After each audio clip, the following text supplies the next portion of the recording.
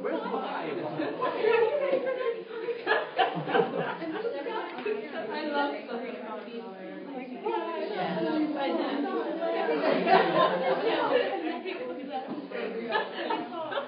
Stay boomer, stay boomer.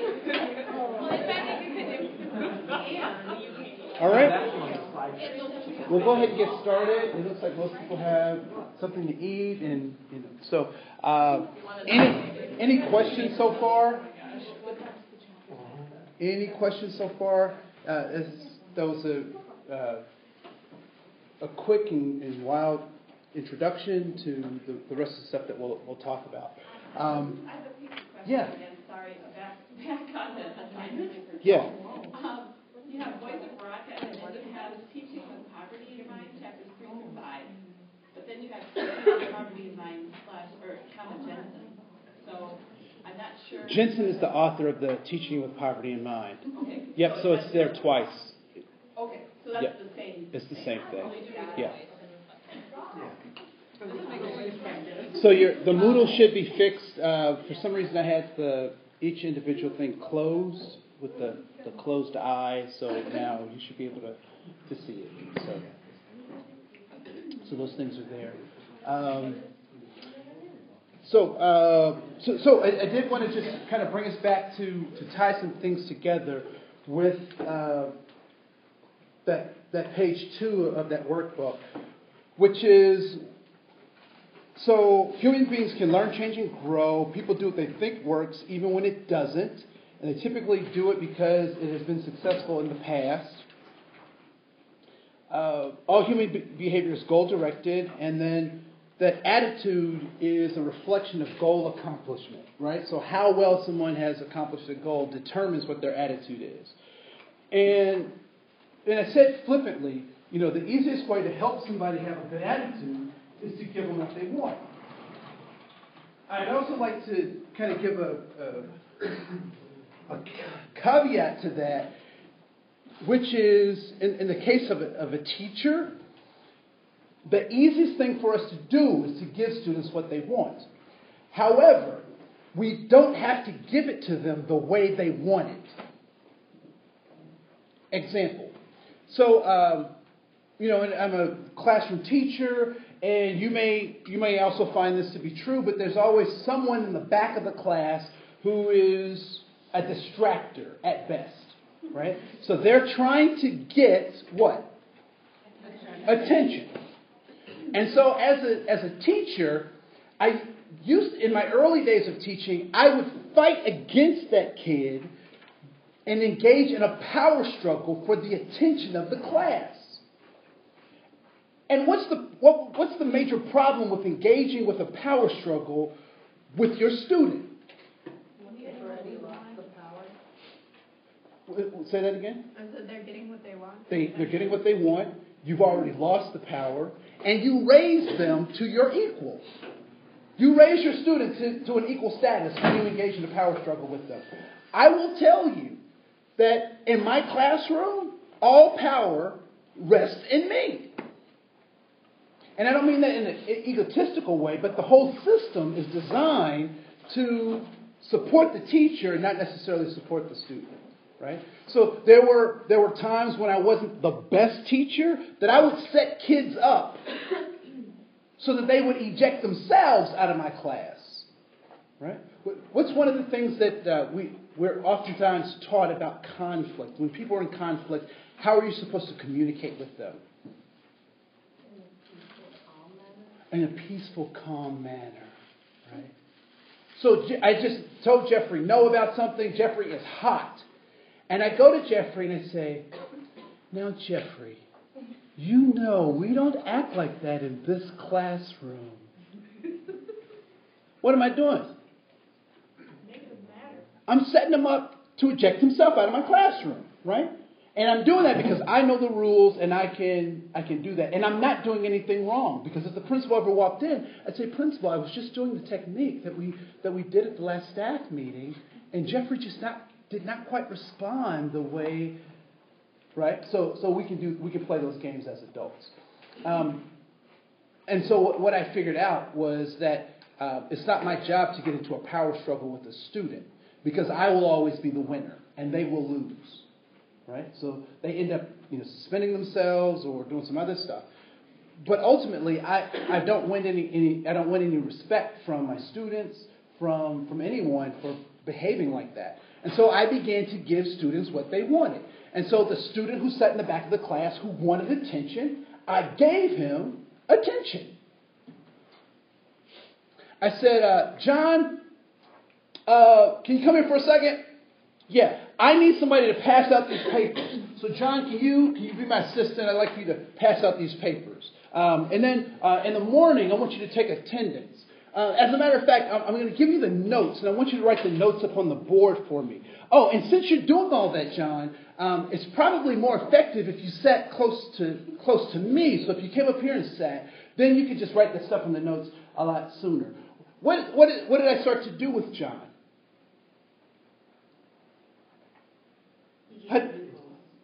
I gave him what?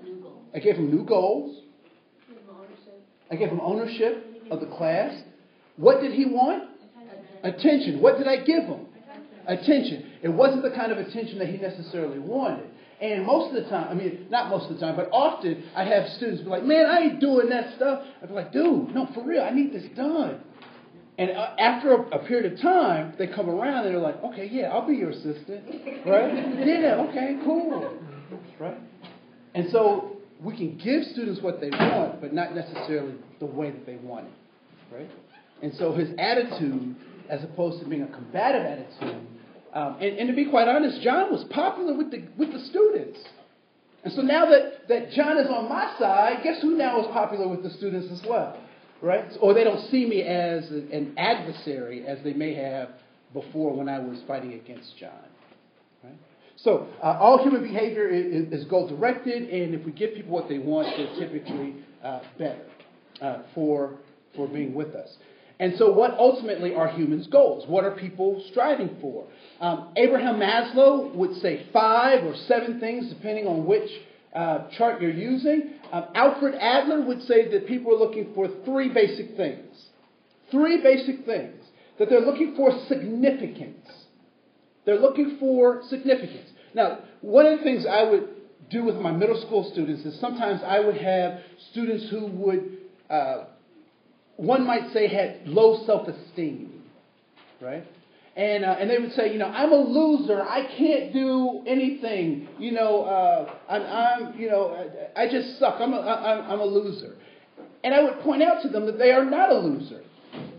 As a matter of fact, they are a winner. Because if they looked at all of the matter that left their father and connected with their mother's egg, they are the one. They are the winner. And if you won once, you can win again, right? They usually go, I don't want to, But I like grossing them out like that so I can get past all that other stuff, right? So they can think. And so significance. So people are usually looking for significance. And significance basically says that I am a person with purpose and power. And that my purpose is either one that I find, or it's one that I declare.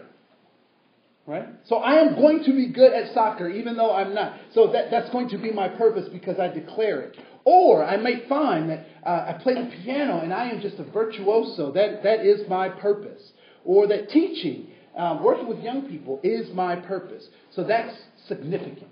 All right? The second thing that people are looking for is a sense of belonging. That I'm in networks, in relationships with people who understand and value my significance, my purpose for being. So first is that people are looking for significance. Second is that they're seeking a sense of belonging or being connected in relationships with people. And then thirdly, they're looking for a sense of safety, emotional, physical, psychological, spiritual safety that allows them to live out their first 2 purposes, to live out their significance and to live out their relationships. And all too often when we have students who are in trouble, one of these things is something that they're looking for, or a combination of these things are things that they feel that they're lacking.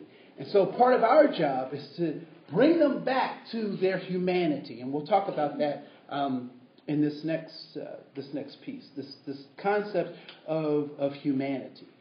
All right? So any questions so far? All right, cool. So this is also, these lecture notes are also in the Moodle, so you can spend more time with those things at your convenience.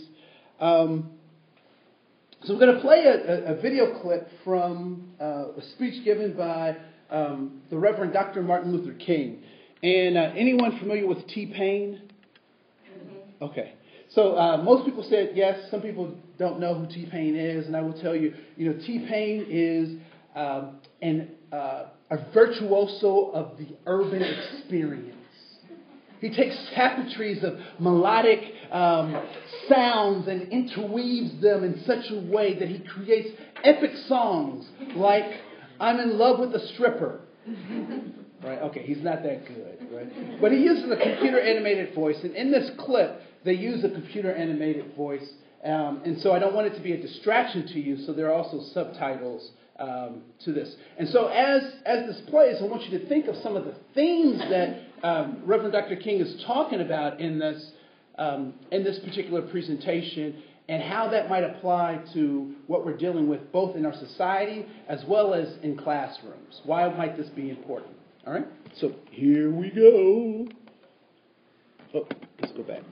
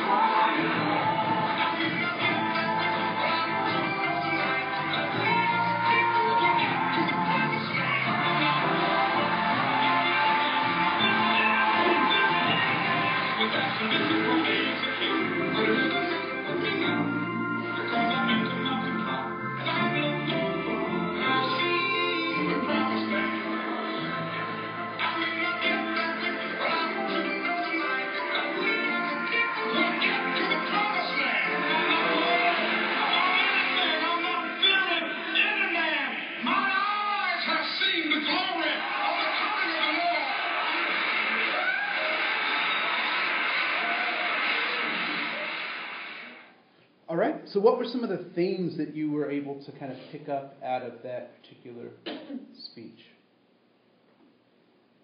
What were some themes? Hope. Okay.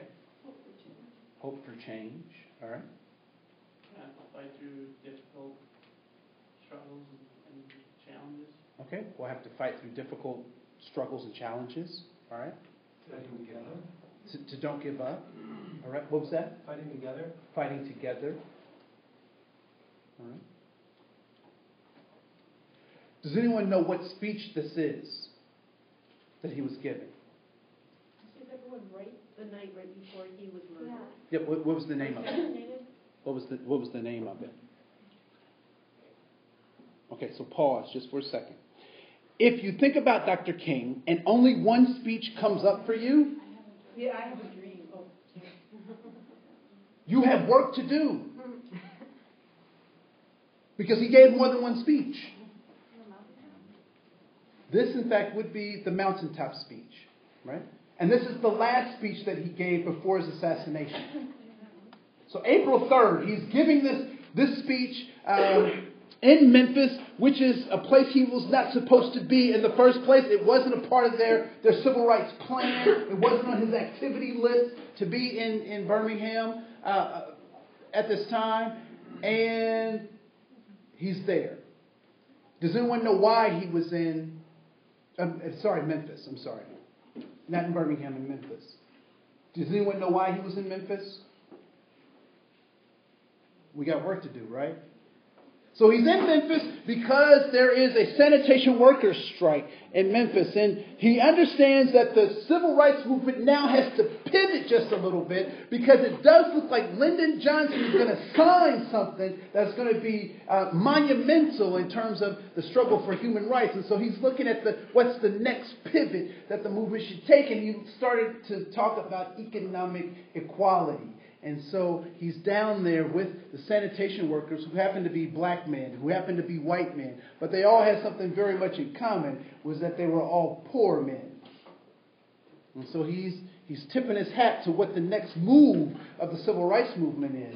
And so he's giving this speech. And he says some things that are pretty profound given the context that he's given this speech. He says, I might not make it, but what? He said, I've seen it, but I'm not going to make it to where I'm seeing it, but what? You will. You will. We will. We will make it. Right? So why does Dr. King use words like mountaintop? Why does Dr. King use words like the promised land? Why would he use that kind of imagery? Because he's making biblical references to an epic struggle that's larger than us. And ironically, he doesn't even know that he's comparing himself to Moses because Moses also was not able to make it to the promised land. And so when we think about the profundity of this particular message, that this man in some way had in his spirit that he wasn't going to make it, but he knew that we would. Now, the interesting thing is, if there was a part 2 to Charlton Heston's 10 Commandments, let my people go out of my cold, dead head. No, this is NRA speech. I get those things confused, right? Anyway, you've seen the 10 Commandments, right? Right? No? You haven't? Okay, TNT. Just pass. Watch TNT.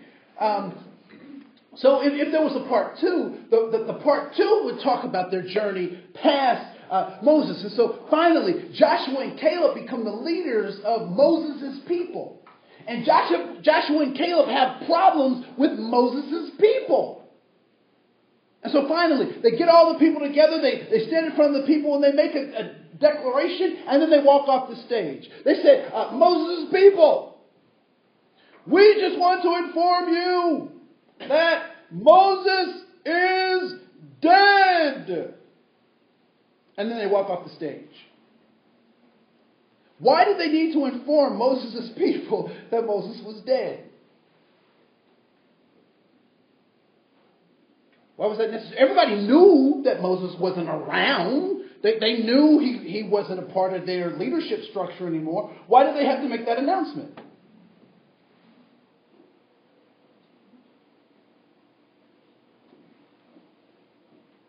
Why'd they make the announcement? Formalize the change. To verbalize the change, right? To say the way that we used to do things, we don't do that any longer, right? They would oftentimes, they were murmuring, complaining, and they were like, when we were hungry, Moses would make bread fall from the sky. We had a pillar of smoke by day and a pillar of fire by night. When we got thirsty, he would throw a tree into a pond, or he would strike a rock, and all of a sudden we would have something to drink. But you guys are making us work. What's wrong with your leadership? Right? And so finally, the people ultimately make it to the promised land, but they have a problem once they get there. Because there are monsters and giants in the land. And so they turn back to these folks. And what do you think Joshua and Caleb say to them about their monsters and about their giants? Is Moses going to come back and save them? No. And I mean this in the most respectful way, so don't take this in a bad way. But Dr. King is dead. Gandhi, dead. Mother Teresa, dead. Nelson Mandela, dead.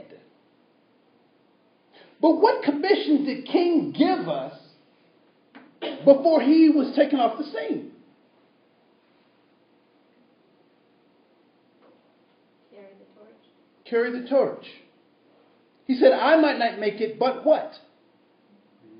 We will. Is Mother Teresa going to come back and show us how to care for the poor? Is she going to do that? No, she's not going to do that. Is Gandhi going to come back and teach us how to make our enemies our friends, as he did with the British Empire? Is he going to come back and show us how to do that? No, he's not. Is Dr. King going to come back and tell us how we should establish civil rights for everyone who we believe is going to be a part of our society and a part of our global society? Is he going to come back and teach us that? No. So whose responsibility is it to take up the work of Dr. King, Mother Teresa, Nelson Mandela, Gandhi? Whose job is it?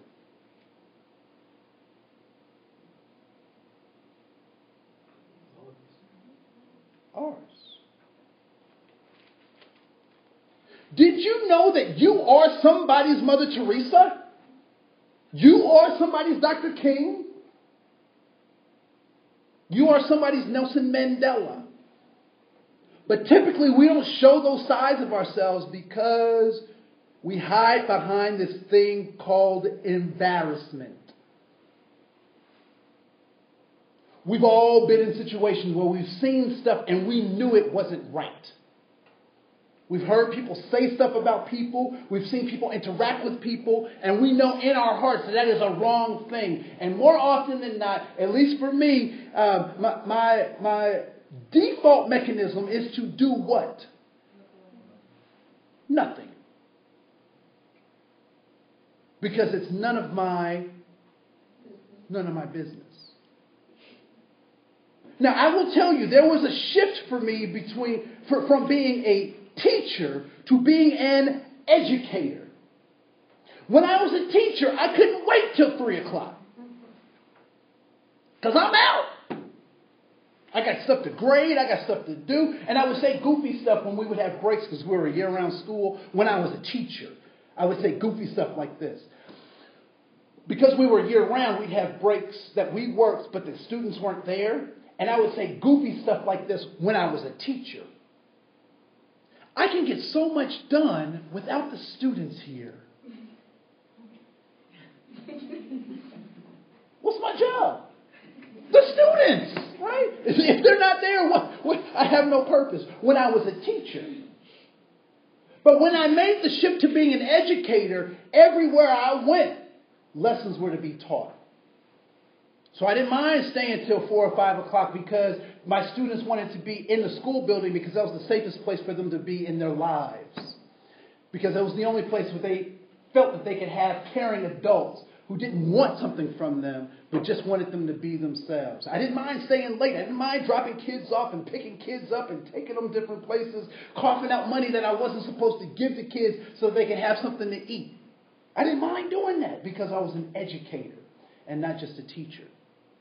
And so when we talk about this concept and we talk about what has to be done, oftentimes our embarrassment shuts people out of their opportunities to be free. I'm at a dollar store, and I like the dollar store, although the dollar store tricks you. Because you think just because it's $1, you can buy 50 of them, right? So I always and I always buy stuff I don't even want. I don't even know why. It's because it's $1, right? Just get all this stuff. So I'm in the dollar store, and I'm in the checkout line, and there's a young couple in front of me with a small baby. Now, the race of the couple isn't important, but I'll just tell it to add color to the story. Right? So this is an African-American couple. Not sure if they're married. Doesn't matter. But they have a small baby. And they're not much over 20. If 20 at that. Right? So the young lady has an apple juice. And she puts her apple juice up on the counter. And the young man's attention is caught by some shiny thing. So he looks over at the shiny thing. And she pulls out her apple juice and her EBT card.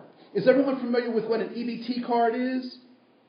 Right? So like food stamps is a government issue card where people can get food, right? So she pulls out her EBT card and she's in mid-swipe of her EBT card and the young man turns around and he's furious. He says, "You stupid boop! How are you going to use our boop boop for the boop boop boop?" And he's just cussing her out. Store is full of people. And what do we say as people in the store? Well, I wonder how much this costs. It's the dollar store. Right? Some people are checking out prices and don't say anything. And I'm standing there. And what's our mantra throughout the store? None of my business. None of my business. So I'm standing there just like everybody else. None of my business. Now, the most shocking thing is that as he's cussing her out, guess what she says? Nothing. Which led me to believe that this is not the first time this has happened. And so I'm standing there. And then the voice speaks. And the voice says, "Say something." I'm like, why me? Why do I have to be the one to say something, right? And the voice says, "Say something." And I'm hemming and hawing with the voice trying to strike this deal, right? So they end up finishing their business and they're out the door. And I'm like, I missed my opportunity. I could have said something. And the voice says, "Say something." And I said, "Okay, voice. If they are in the parking lot, when I'm done with my thing, I will say something." So I'm standing there and I'm trying to go slow. So I get my stuff and I go out the door, and lo and behold, they're still out there. But they're walking to another store. So I said, okay, I will go say something. Now, I don't do this on a regular basis, so I don't know what to say. Right? So I don't have a script. I don't. This is not something I practice. So I start walking behind him, and then he picks up the phone. So he's on the phone, and he's still huffing and puffing himself up, and he's cussing and stuff on the phone to the person, talking about how dumb she is and all this kind of stuff. And so I said, well, that was my opportunity. I should go to my car. So I started heading towards the car, and I told the voice, I said, well, voice, if he gets off the phone before I get to my car, I'll say something, right? So I'm walking to my car, trying to walk fast, trying not to look at him, and he hangs up the phone.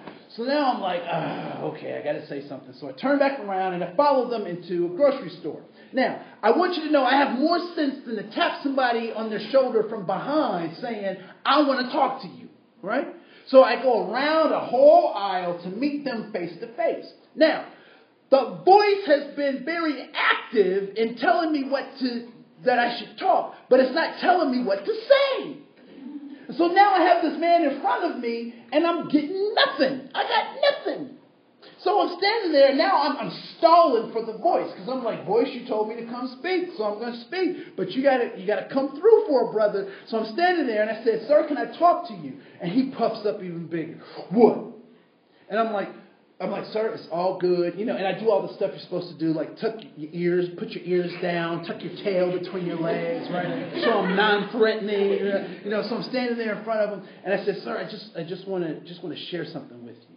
And he's like, what? I said, can we just step over here for a second? Now, I asked him to take 2 steps to the left as a social cue for the mom and the baby to give us some more space. So now he and I are in this public-private space, right? Ready to talk, and I still got nothing. And then the voice says, open your mouth. And so I open my mouth, and this is what comes out. Sir, I want to share something with you that I've learned about women. If you want them to grow, you have to give them sunshine and you have to water them. I'm like, what is that? Right? So I repeat it, not so he understands, but so I can understand, right? So I repeat it. If you want her to grow, you have to give her sunshine and you have to water her. And I said, do you understand?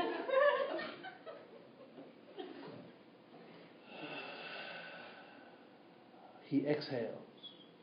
Shells in his spine seem to fall off of this puffer fish. And he looks at me and he says, yeah, I do. Great, sir, I'm out of here. Have a great day. I wasn't trying to give him my number. I didn't want to sell him any Amway, nothing. So I'm out. One of the things that I knew in that particular situation, and I was hoping to have the right wisdom, because had I come at him the wrong way, she would have caught hell when she went home. So I'm praying for wisdom the whole time. But the important part was that I said something. Right? And I'm not asking you to do what I do. I'm not asking you to confront people the way that I do. But I am asking you to confront people the way that you do. And in your sphere of influence, and when you hear someone saying things or acting in a certain way, that you call into question their motives for those things. Because you don't have to be me, but you got to be perfectly you. And so as teachers, when all too often we'll get caught up in adultism, or we'll get caught up in the politics of the office, and we forget that these are human beings trying to get something. And they typically look at us as people who can give it to them.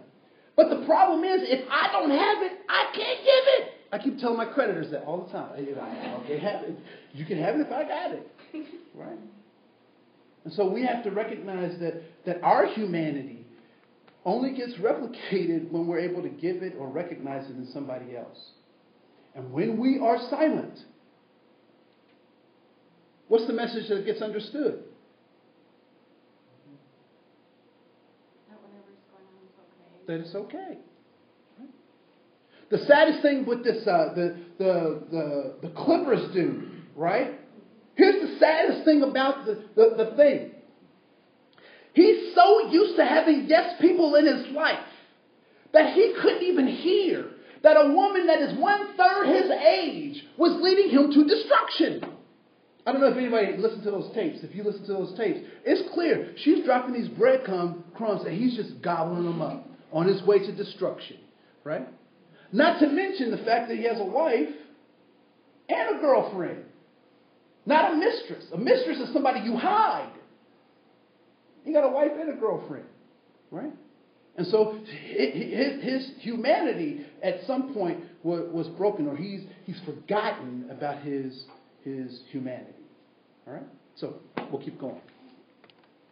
So you have to say something. Do something. So in your handout, actually, can we bring the lights up? Because I'm getting sleepy. Just joking. In your handout, So when we talk about this idea of cultural competence, it's important that we realize what is the basis of even having a diversity conversation. And I would suggest that any diversity conversation that you have with a so-called professional, self-proclaimed professional, and does not lead you to this, their motives are suspect at best. Why is it that we even get to have a diversity conversation in this great nation? First Amendment? The First Amendment? Because we have the Constitution of the United States.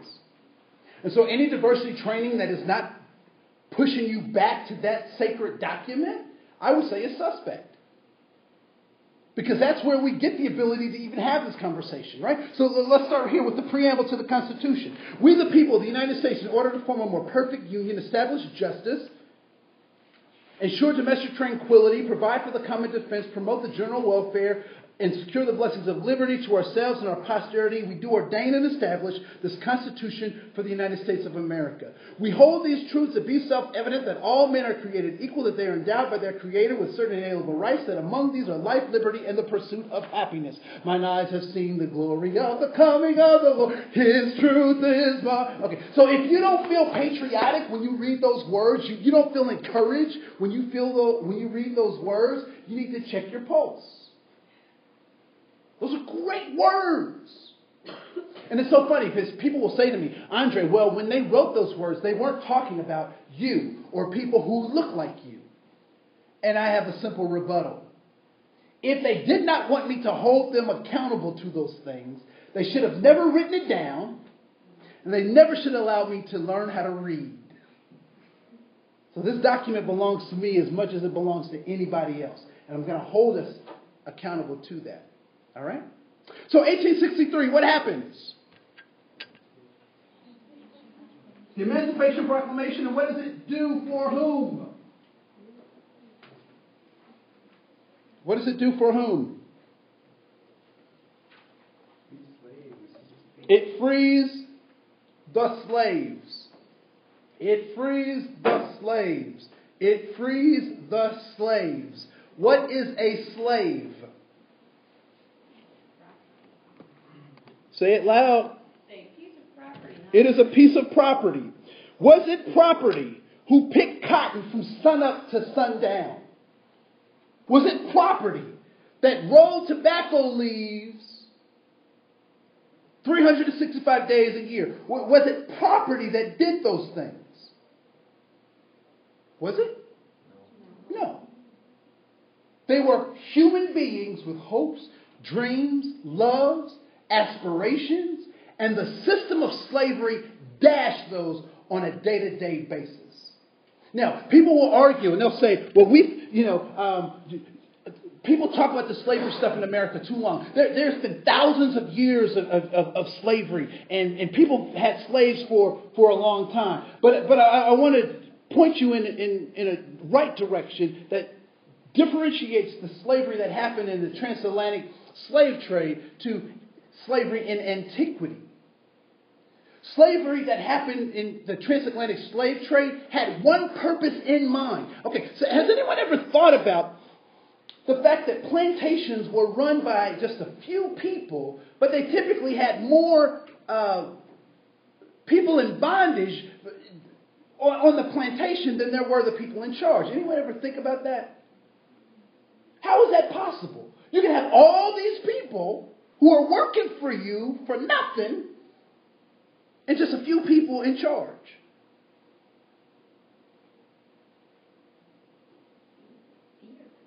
Fear. I mean, they use fear and violence to control.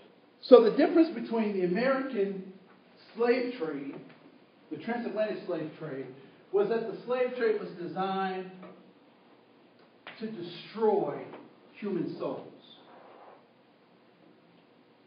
That was the whole purpose of the dehumanization process that they had people undertake, was to destroy their souls.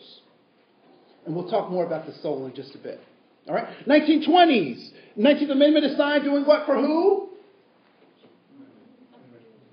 giving women the right to vote so they can now participate in their own, setting the chart for their own destiny. Although, we're not quite there because there have been improvements because women now make 77 cents to every dollar that a man makes, which is quite a big bump from 10 years ago when it was 76 cents. But we're making progress, right? We're making progress. 1924, the American Indian Civilization Act is signed, giving Native Americans the right to be U.S. citizens. Pause for the irony.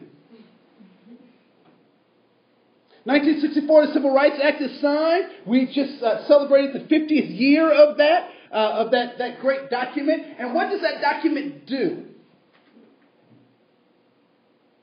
What does it do? It outlaws segregation.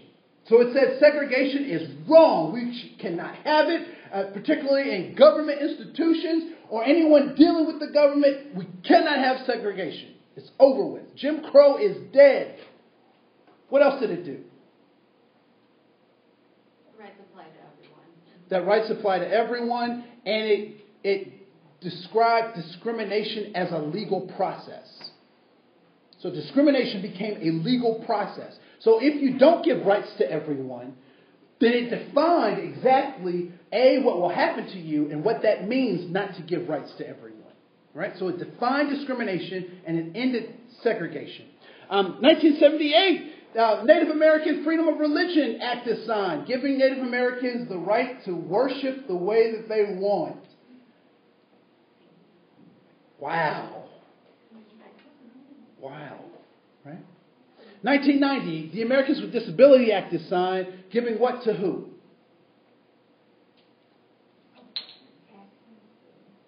Giving equal access to goods, jobs, services, and money to people with disabilities, just like everybody else. All right? So we'll deal with a couple of those other concepts in just a bit. Just want to hammer out some of these misnomers or things that we also need to talk about. So affirmative actions, not just the program, but affirmative actions are legal processes. So these are legal processes that focus on impact versus intent. All right? So discrimination is a legal process. Affirmative actions support legal resources. So the recourse or the fixing of any discrimination can only come through legal venues. All right? And lastly, affirmative action is also about goals and measures. All right? So we repair discrimination through legal resources and through goals and measures. There's also diversity and inclusion. A lot of our school districts, a lot of the places that we've worked have focused a lot on diversity and inclusion. And diversity and inclusion is about intent versus impact. And so when we talk about cultural context, we're not necessarily talking about legal ramifications. We're talking about how do people get along with each other, right? So what are the taboos of that culture? Or, we'll have different culture days and everybody brings a lunch from their culture or something like that, right? So we're talking about the intent as opposed to the impact. And so we talk about cultural competence, learning differences about other people, inclusive environments, how do we practice how to operate with each other, and then we do diversity education and try to get more information, right? And then lastly, it's about human behavior, and people change people. So these are very system-oriented, and this is very individual in terms of individuals being the major impact for change in systems, right? So you reading to your niece or nephew increases their literacy, not because it's just a good practice, but because they have a caring adult that cares about them, right? They see that in a relationship that you have with them. So that is important. So we're at Bethel, and this is a Christian institution. So there's some scriptures that I just want to highlight, because oftentimes these things have become the backdrop for institutional racism. So bear with me as we just kind of plow through these things. So Genesis 1, 1 and 27. So God created man in his own image, and in the image and likeness God created him, male and female. He created them. And God blessed them and said to them, be fruitful, multiply, fill the earth and subdue it, use it for all its vast resources in the service of God and man, and have dominion over the fish of the sea, the birds of the air, and over every creeping thing. Right? So in Genesis 1:27, God created male and female. Now, this next part will be somewhat interesting because later in that same book, something else happens. So Genesis 1:27, God created man male and female. He created man, male and female. He created man, male and female. But in Genesis 2:7, then the Lord formed man from the dust of the ground and breathed into his nostrils the breath of life, and man became a living soul. So later in that same book, people are formed. They have a body, but before they had a body, what did they have? They had a spirit, right? So in a Christian context, when we talk about the human soul, we're talking about the body and we're talking about the spirit. Now, what I'd like for us to think about is to come look at this and explore this a little bit more in some more practical ways, right? So the human soul is made up of these two pieces. There is the body and there is the spirit. And when the body and spirit are in close alignment, we have a human soul, or we have a person who is whole. All right? Now, one of the things that starts to happen is that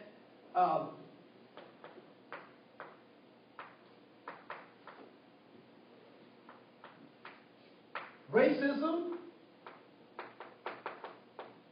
sexism, and other forms of oppression,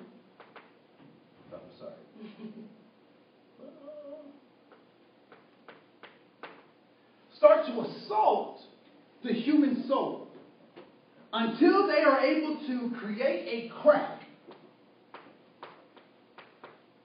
in the human soul. I don't know if this has ever happened to you, but did your parents ever tell you certain things about the world, and then when you got out into the world, you found out that it was something different than what they told you? Anyone have that experience? Yeah? Okay. Do we know what that process is called? It's called maturity. Right?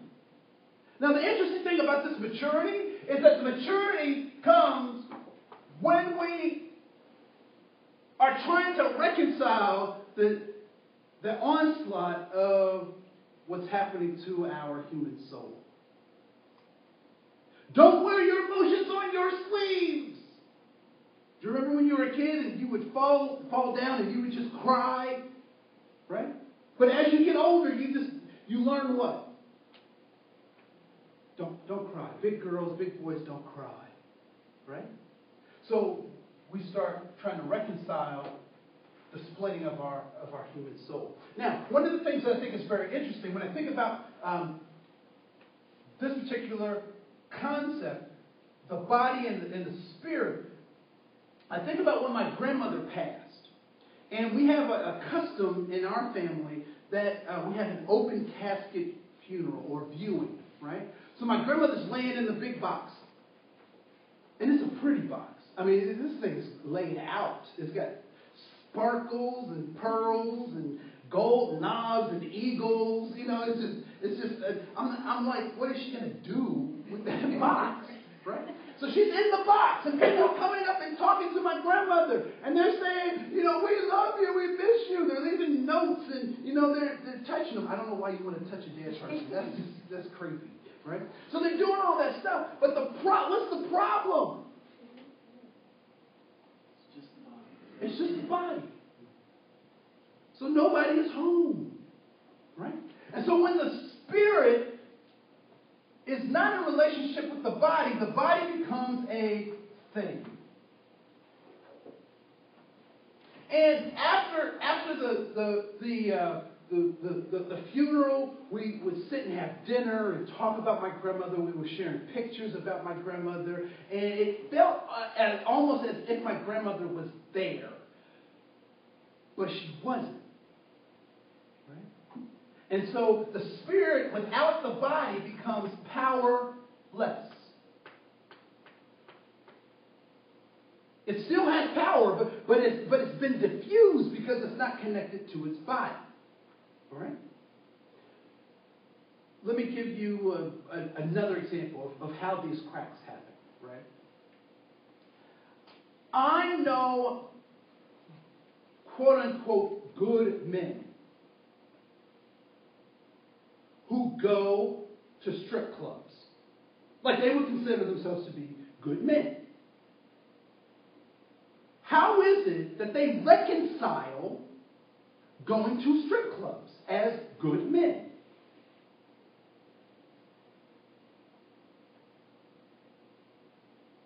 Go ahead. Put it in a box, put it on a shelf, and don't think about it. They put it on the box, don't think about it. All right? They're rationalizing. What are they rationalizing? Well, the women aren't really women, they're just the body. The women, they're not women. What are they? They're just the body. No. What are they? Objects. What are they? They have a name. They have a title.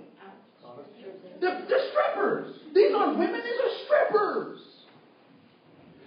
What happens to boys and men at a very young age is that this onslaught of the world, hitting particularly boys and men, does some real psychotic things to boys and men. Because one of the things, so how do we teach boys to be better men? What have the men in our lives, fellas, I'm going to ask you to just be transparent. What have the men in our lives told us about being a better man? What does it mean not being? To not be like the guy going to the strip club. What else? Come on, even more primal than that. Because your dad, when you're 7, he's not talking about strip clubs with you. What is he saying? Not be. Weak. Not be weak. What else? What are your coaches saying? Don't be A girl. Don't be a girl.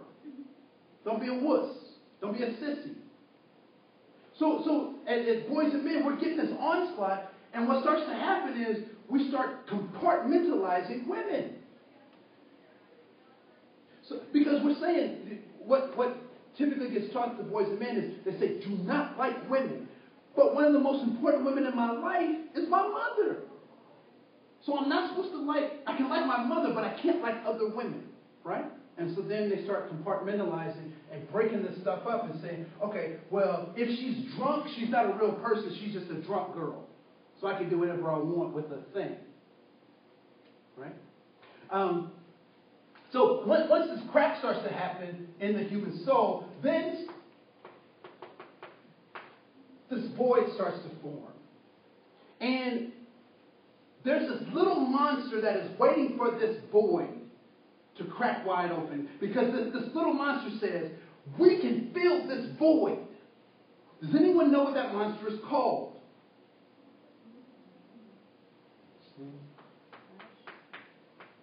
Free market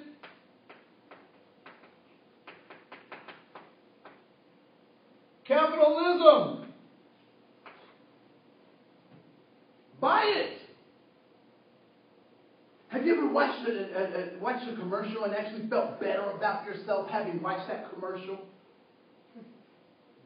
No. The only ones that make me feel good about myself are the herpes commercials.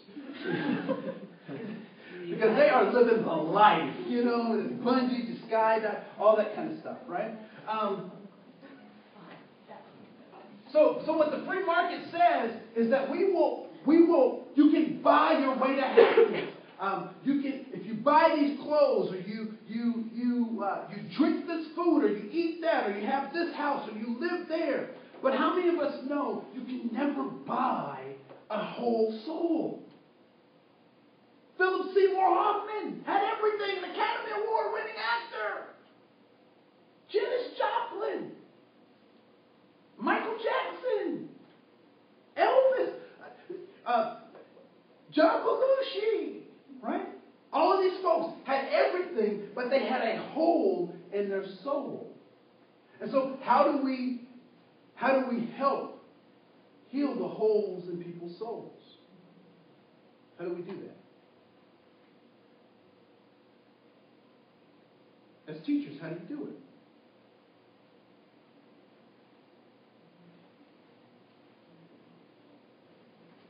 Lead them to the Lord and get fired. Lead them to the Lord and get fired. Okay. How do we do it? Work. Help them succeed, build their self-esteem, meeting positive goals. Help them meet positive goals. Sophie? Well, if we live in this fallen world, we're going to get cracks no matter what. So instead of being filled with things that we can buy and stuff, I guess we're teaching them to fill themselves with meaningful things that Intrinsic value. Okay.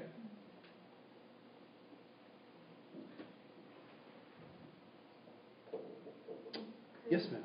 Well, I guess if we, like this whole analogy, fill them with their own spirit. Mm-hmm. But I don't think that, Yes, you do. You all do. It's been done for you.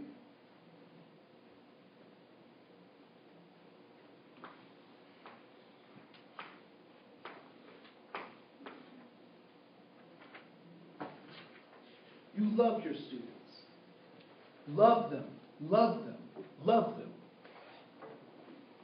What that does not, what loving your students does not mean is that you take all their crap. That's not what love is, right? The three types of love, right? There is eros, which is the emotional love that you have, the love that you give to someone because you feel like giving it, right? Which is the basis for eroticism, right? So you feel good. So I'm doing this because it makes me feel good. It doesn't matter if it makes you feel good or if it's helpful to you or not. There's that kind of love. And then there's Philadelphia, which is what? Brotherly love is contractual relationship. I love you because I know you'll love me back. I'll give you $10 because I know you'll give me $10 back. And then there is agape, which says what? selfless, other-oriented. I love you because you exist. No other purpose, no other rationale. Right? So it's funny. And I want you to listen to the principle and not get caught up in any religious context. But I want you to think about the principles that apply to this. Because my pastor asked us at a marriage retreat, he said, please write down the reasons that you love your spouse. And so people started writing down reasons. And he said, please tell those reasons. And so people would start, they went down the list and they were talking about people's eyes, and they talked about, people's motive, how they do things and all this kind of stuff, and the things that they do for one another and that kind of stuff. And my pastor, as people were giving their presentations, is shaking his head. He's just like, you just don't get it. And we're sitting there, we're like, well, what don't we get? He said, what happens when the person doesn't live up to your reasons? Do you stop loving them? He said, what if the person falls far away from all those things that you said that you love? Do you still love them? And he said, love has no reasons. So if you have reasons, you're in the wrong kind of love. And I was like, oh, that hurt, right? And so when we work with our students, and I would say that it's important for us to infuse our actions with that. So who said lead them to the Lord? You did, right? You said lead them to the Lord and get fired. Let me tell you. First of all, I'm not getting fired because that's not helping my kids, right? Secondly, I can lead them to a road of compassion and not even mention my spiritual convictions, right? I can lead them to healing and to love without proselytizing. And I would say the people who do proselytize, I question their motives. Because, in my tradition, it says, do your good deeds in secret so that you will be rewarded openly. But if I'm out doing all my stuff, anyway. So we can do that. Because what happens when the human soul is cracked, people get tricked into not thinking that they're human any longer. Race is one of those tricks that is designed to make people think that they're not human, but that they are a color, or that they are a thing or a group. When in fact, there's only one group. So here's another example of one of those scriptures that people try to use to talk about that justify our differences. The Tower of Babel, Genesis 11, 1 through 9. Now the world had one language and one common speech. The people moved eastward, and they found a plain of Shinar. And they settled there. And they said to each other, let us make bricks and bake them thoroughly. They used these bricks instead of stone, which is interesting, because stone is made by nature. Bricks are made by people. Interesting. Of tar and mortar. Then they said, come, let us build ourselves a city with a tower that reaches to heaven, so that they may make a name for themselves. So we may make a name for ourselves. Otherwise, we will be scattered all over the whole earth. But the Lord came down to see the city in the tower that the people were building. The Lord said, they were building. The Lord said, if as one people speaking the same language they began to do this, then nothing they plan to do will be impossible for them. Come, let us go down and confuse their language so that they will not be able to understand each other. And so that's the Tower of Babel thing that sometimes people say that's where races come from. But I find it interesting. It says in the beginning that they were what? One people with one language. And then when God says it came down, he did what? He confused their language. Didn't say anything about doing anything to the people. They just talked different. Right? So there's that. And I don't want to bore you, but I did want to just highlight these things. The last part is Cain. So Cain kills his brother and is having this conversation with God because God's about to kick him out. And Cain says, don't do that because the people out there will kill me. And God said, they won't kill you because I'll give you a mark. And they'll know not to hurt you or not to harm you. People who have been twisted in their theology typically refer to the mark of Cain being a mark that black people have. And so if you're not familiar with that, I just want to give you that information. And I want you to fight against that and say that's not what it's talking about. Because the mark of Cain is not the separation of human beings. It was something that was given to an individual for the purpose of whatever the galactic power wanted for that purpose to serve. But it was not to differentiate people. All right? So I wanted to just put that out there because that's a misnomer that oftentimes happens. And so these optical illusions that get in the way of people recognizing or gaining access to their significance, their belonging, and safety becomes extremely important. And those optical illusions look like race, gender, disabilities, socioeconomic status. So let's go back over to your handout. So there are four optical illusions I want to talk about in the limited time that we have left. The first is historical trauma. The first is historical trauma. How many people have had something stolen? Anyone had something stolen? Okay. Jennifer, what did you have stolen? A violin. A violin. All right. What about you? My van. Your van. What kind of van was it? Dodge Caravan. It was a Dodge Caravan. What color? Silver. Silver. I had my bike inside it. It had your bike in. Oh, they could have taken the van and just left you your bike. You know.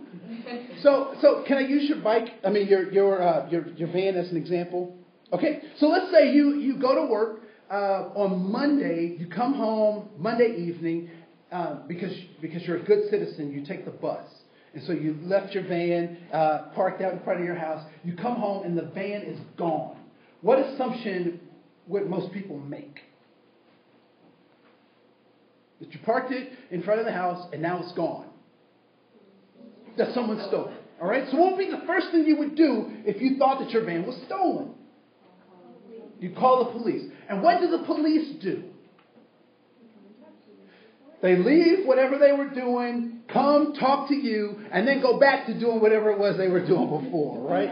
I always think the police should come with like a CSI kit or something, take some tire tracks, dust for fingerprints, something, right? So the police come, they take a report, and then they go back to doing what they do, right? So now you come home Tuesday, and you see your van parked in your neighbor's driveway. What do? All right. So you go over to the neighbors, and what do you say?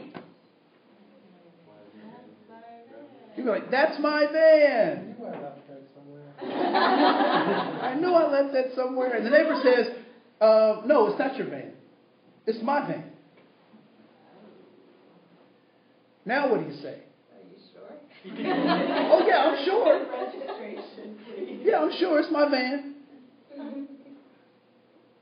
Where'd you get it? It doesn't matter where I got it. It's mine.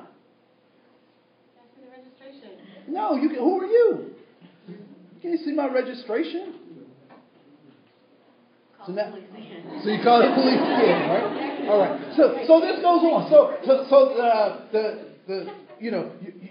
You think about going to take the car, right? But they have these two giant Rottweiler, shark, piranha, tiger mixed dogs all around the car, right? So you're like, no, it's not worth it, right? So a little time passes, and you see them in your van, boom, boom, boom, boom, and you get fed up, and you're like, you know what? I'm taking these jokers to court. So you get all your paperwork, all your registration, all your oil changes, your tires, all that stuff, and you take them to court, and you're standing in front of the judge, and you have it in a nice, neat folder, and you hand it to the bailiff, who gives it to the judge, and the judge is flipping through it, and he's like, oh, yeah, okay, oh, all right, all right, all right, cool. And he hands it to the bailiff hands it back to you. So you're standing there, and then he says, neighbor, can I see your paperwork? The neighbor says, you know what, Your Honor, I don't have anything. And the judge goes, okay. Well, I guess it's time for me to make my decision. So the judge asks everyone to rise as he makes his decision, and he says, this van now belongs to the neighbor. Woo! Now, how do you feel about the court? How do you feel about the judge? He's useless. Right? How do you feel about the police who came twice? Took 2 reports. How do you feel about them? Equally useless. How do you start feeling about yourself? Sad. You've done everything you're supposed to do. You've acted like you're supposed to act. How do you start feeling about yourself? Cheated. Right? Powerless. So now 6 months passes, and now it's springtime, and your neighborhood association has decided that they are going to have a van car show for leukemia. So the neighbor comes across the street. They know you know something about vans, and they want to ask you if you will help prepare their van for the car show. How do you feel about leukemia? How do you feel about this car show? What are you going to say to your neighbor that you can say still get to? Wait, okay. Right? This is historical trauma for Native Americans. Can you imagine everything that used to belong to you being used by somebody else? And then those individuals tell you, you can use the van on Tuesday from 10 to 11:30, but don't be late. We tell Native Americans where they can live. We put them on reservations, not the best land. We get mad because they figured out how to make money in their casinos, and so we want a percentage of what we already owe them. And so that sets the ground for self-mutilation that oftentimes happens. And when I say self-mutilation, I'm referring to drug addiction, alcohol addiction, suicides. Because if I can't control anything outside of me, I do have control over me. And I would rather take myself out than to let this crooked, nasty system do it to me. And so that human soul, that broken soul, becomes extremely important when we start thinking about and working with Native Americans, right? So they change, Columbus Day in Minneapolis to Indigenous People Day, and I think in Red Wing they changed that to a chief's name. I think it's Chief Red Wing or something like that. That day, and people are mad, and people are mad about the Fighting Sioux. You can't change the thing. You know what? People can do what they want done. There's a quote that I heard in a meeting the other day, that anything about us without us is not for us. When people are making decisions about us and we're not a part of that decision, then it's really not about us. Right? So race, historical trauma. Now, the problem with historical trauma is the historical part, because it gives the misnomer that this is something that has happened in the past, when in fact, these are things that happen every day to Native Americans. All right? Next is institutional racism. Let me see. I'll do it over here. So when was the Emancipation Proclamation signed? 1863. And when was the Civil Rights Act signed? 1964. How many years is it between those two?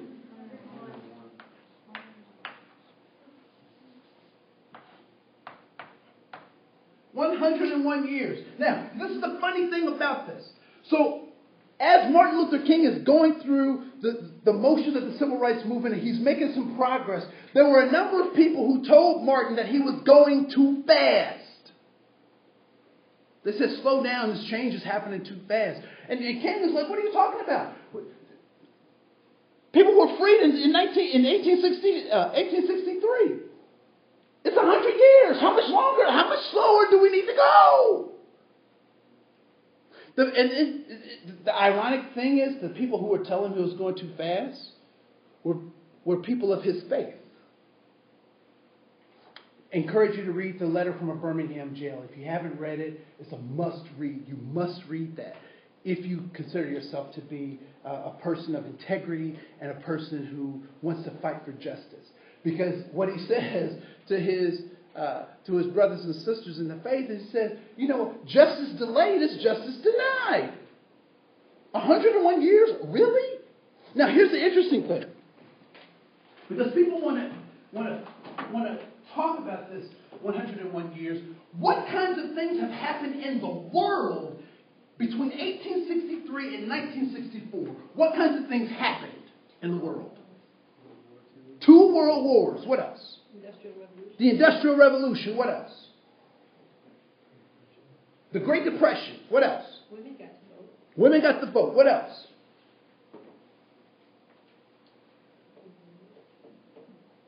What's that? Cold War? Cold War? Not quite. Airplanes were invented, right? Cars were invented. We went from gas lanterns to electric lights. We added 22 states to the Union in that 101 year of time.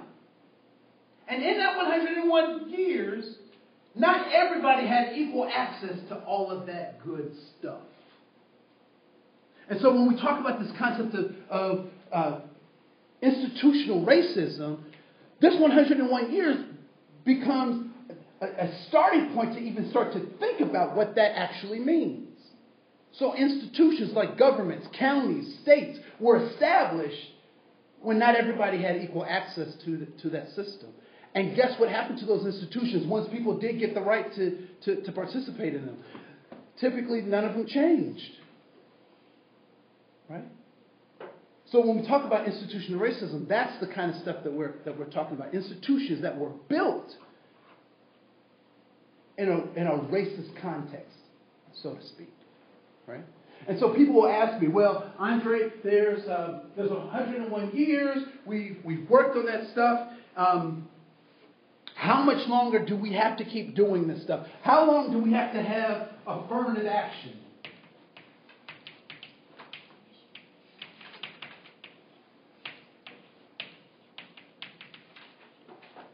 Anybody ever heard somebody ask that question or talk about that idea of affirmative action? Well, didn't the University of Michigan just vote to get rid of it?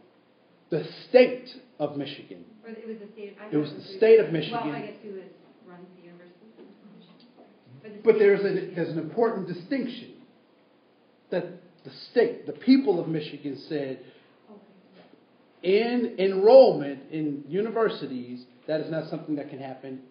The state said that. So that's important to recognize, right? But part of the problem is people don't even understand what affirmative action is. What is affirmative action?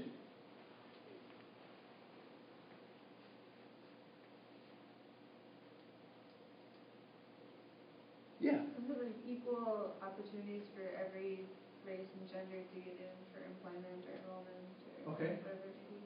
So she asked the question, is it equal opportunities for races and genders to get access to goods, jobs, and services? And all that stuff, right? Yeah. Yes, ma'am. Doesn't affirmative action take that like one step further, saying that it needs to be considered, like you need to take actual like consideration into that within these particular groups of people, but then it's been turned into a quota system instead? It has been turned into a quota system. And quotas are illegal. But in the minds of people, they keep talking about these quotas, right? So I'm doing a session once about affirmative action. And affirmative action is about goals. And it is about trying to level the playing field against this 101 years. It's trying to say, you know what, these people have not been a part of these systems, so let's make sure that they're a part of it. Now, one of the things that people will say is that it's a quota system. And so we have to get that out of our lexicon and out of our minds. Because when we start talking about our students, we'll think differently about our students who are in quote-unquote special programs. Like students who get pulled out for cultural awareness stuff. Although our lesson is very important, that stuff is just as important, specifically when we identify this, right? So I had a student once who confronted me about this, and he was very upset. He said, Andre, I want to tell you that I am the new minority. As a white man, I am the one who is discriminated against. I can't get a good scholarship. I can't get a good job because they have these holdbacks because of this affirmative action program. And I'm mad about it. And guess what I said to him? Guess what I said? Maybe you're just not that good. I said, you should be mad. I said, you're right. You should be mad. I said, but you're not mad at the right people.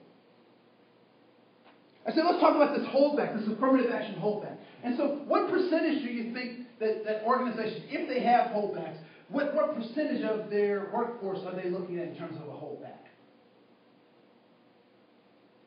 Or a quota? Is it 100% of their workforce? Is it 50% of their workforce? Would it be 25% of their workforce? What would you say? What's that? 5%. 5%? We'll take 5%.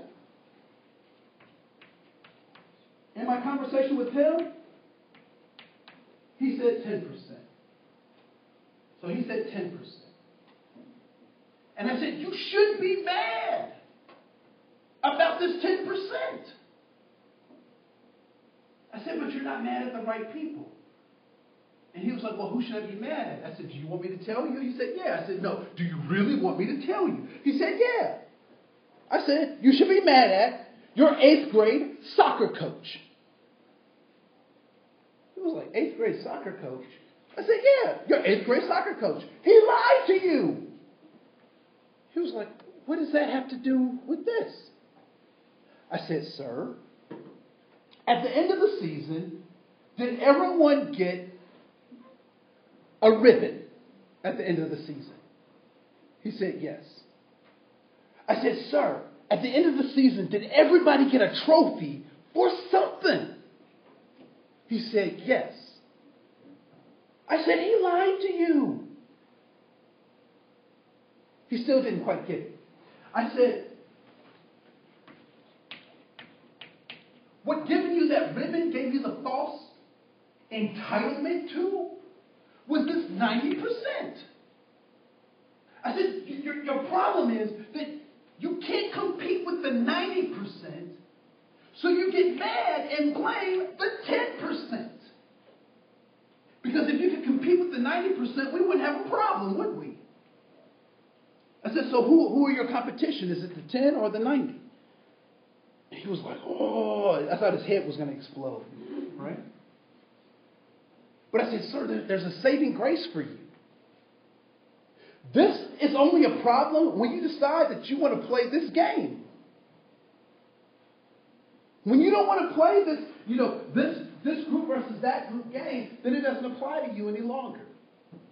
And we'll explore that some more during the class when we do a couple of simulations. All right? So we'll explore that some more. The next obstacle illusion is this concept of poverty. And poverty is problematic because what poverty says is that you can put a dollar amount on a human life. That these people are only worth this much. When I think about the human soul, when I think about the preciousness of every child that I've ever met, whether they've got a cleft lip, whether they've had limbs missing or deformed in some way, or if they had 10 fingers, 10 toes, and a beautiful smile, they are precious in their being them. When we're born perfectly us. And then the world tries doing these tricks. And so poverty says that we can create a hierarchy of value of a human life. And then lastly, the other obstacle illusion that is problematic is this concept of whiteness. Whiteness is problematic. Can anyone tell me why whiteness is problematic?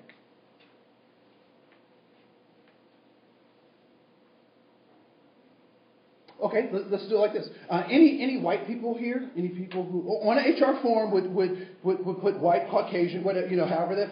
White, okay, we have some white people here. All right, cool. Where is white? And do not say Duluth. Where is white on the map? North and south. North and south is white? Antarctica. Huh? Antarctica. No, that's Antarctica. Where is white? There is no white. There is no white. Where is black? There is no black. Right? So first of all, we have to understand that whiteness is a racial construct built by who?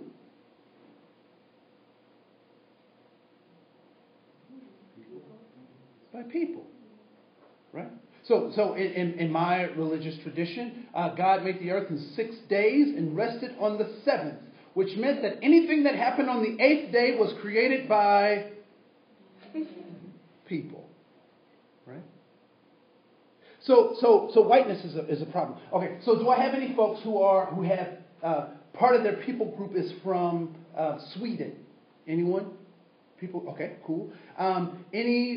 Any folks who have people group from Norway?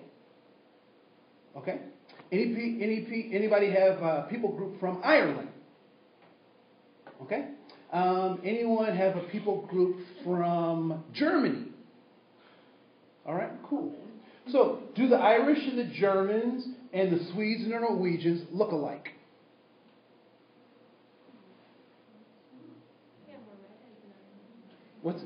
Jennifer said, we have more red. Really? I would have never guessed that. Right? No, but honestly, do they really look that much alike? Do they look enough alike to say that they're all the same? No, most people would not say that, right?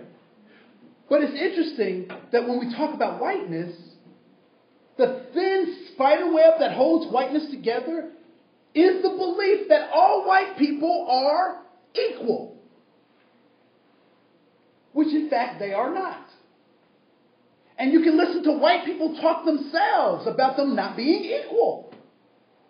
What do white people call other white people who do not measure up to the level of sophistication that most white people think they should? Red trash. They call them white trash. They call them rednecks. They call them trailer trash.